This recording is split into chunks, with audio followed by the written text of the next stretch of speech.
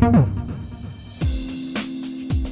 happening, guys? This is Razak for iGyaan.in, and today we're going to be looking at the new Samsung Wave Y, a really budget phone from Samsung with their Bada 2 operating system that has just been launched. This is going to be a quick look at the device. As you can see, the back cover is already really loose. So let's quickly take a look at the device itself. Over here you will see in the front we have a 3.2 inch 320 by 480 pixel, which turns out to about 180 pixel per inch capacitive touchscreen display. On the front over here you will see something that seems to be a camera, but it's actually not a camera, we believe. It's some sort of a sensor, but I'm not too sure. We'll just have a look at that and we'll tell you. You have the earpiece over here and a hardware button at the bottom alongside the send call button and the end call button, which are capacitive buttons on the side of the main hardware button, which is usually used to go back into the menu. On the right hand side of the device you will see a power lock and unlock button. On the top you will see a 3.5mm headphone jack. On the left you will see a small hole for attaching a lanyard or a charm, and the volume rocker. On the left also at the bottom here is a tab to remove the back cover. On the bottom is your micro USB charging as well as data syncing port, along with a microphone hole. On the back you will see a 2 megapixel camera, which is a fixed focus camera, and it does do HVGA video at 30 frames per second. You do have the loudspeaker over here, and as you can see, this is quite a battered back cover, and the color comes off, so it's a good indication that the back cover is not really long lasting, and when you place it on a table, this part and this part is going to fade away. There is that matte finish that Samsung has been using in their Wave devices recently. It looks pretty good, but now we can see that it does fade off quite easily. Remove the back cover from this side and the battery pops out. You'll see that this is a really bad quality back cover. You can actually press it from various places. It does not fit in quite well as well.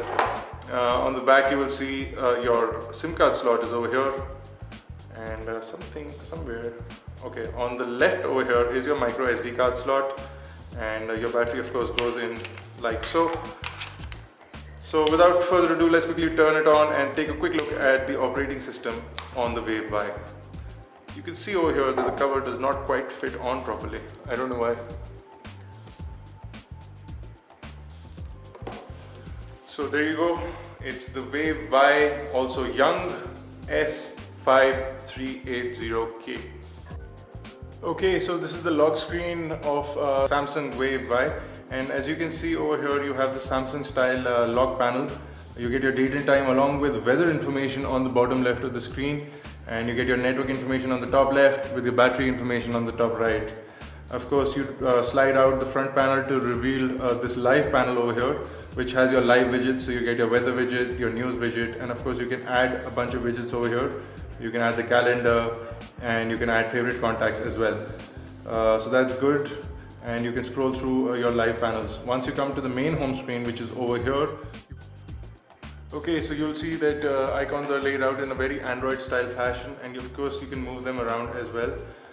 You can delete applications or you can move them on the main home screen as to where you want them. You can of course add some widgets in here as well by dragging them from the bottom of the dock.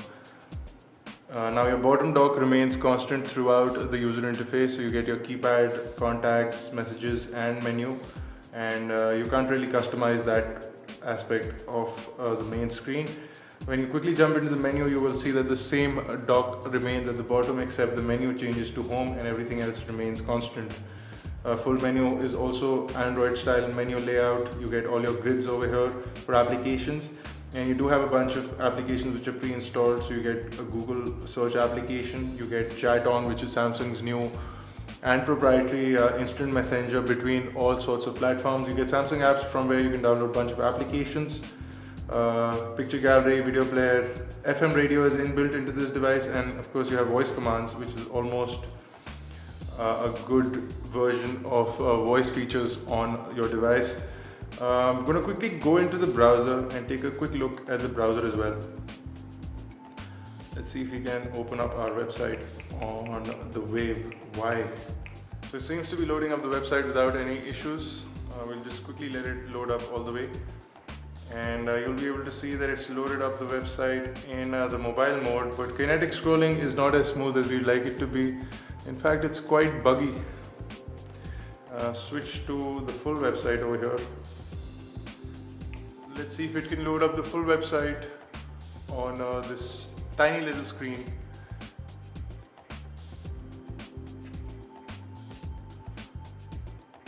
We're not expecting too much of performance from the browser, especially considering that the mobile mode was quite buggy. Let's see if the full website loads up any better.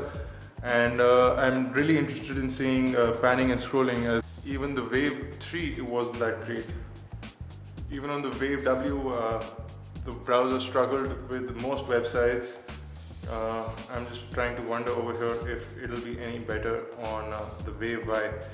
So as you can see, it's loaded the full website, but I don't think there's going to be any pinch to zoom out. And I think that's it. I think the browser has reached its capabilities. It's still trying to load the full website, but overall browsing experience, internet experience seems really bad on this device.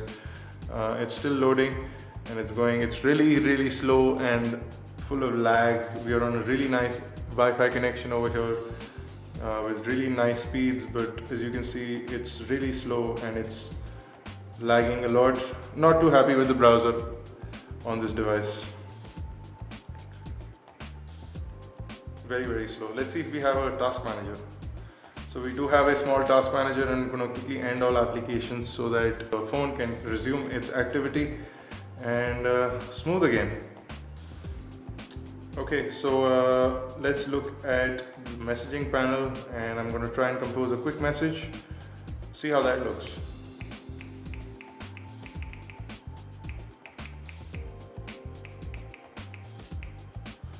Okay, so the keyboard is not so great, as you can see. I made quite a big mess of this is a test message. Let's see if we can customize the keyboard in a way where it becomes a little bit easier. So let's see predictive text, and let's see if they have swipe. They don't have swipe, but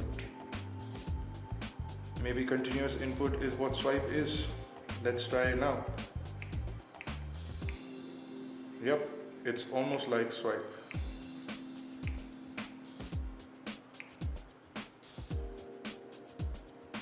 Nope, this is not a treat, this is a test.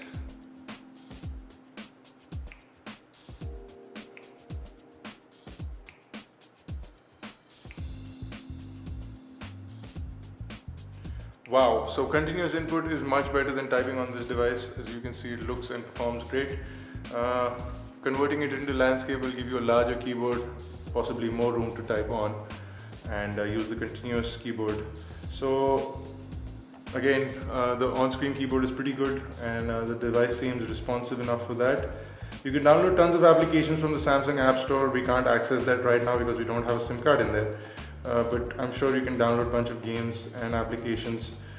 Samsung also includes some social networking applications like the Social Hub, with which you can access tons of social media directly in one place. You do have a camera over here along with tons of settings from Samsung, so you can change all of that. We'll have a look at that when we come back with the full review of this device. Until then, for more unboxing videos, reviews and tutorials, log on to iGyaan.in. If you have any questions or queries, leave them in the comment section below. We'll try and get past the first few comments and questions.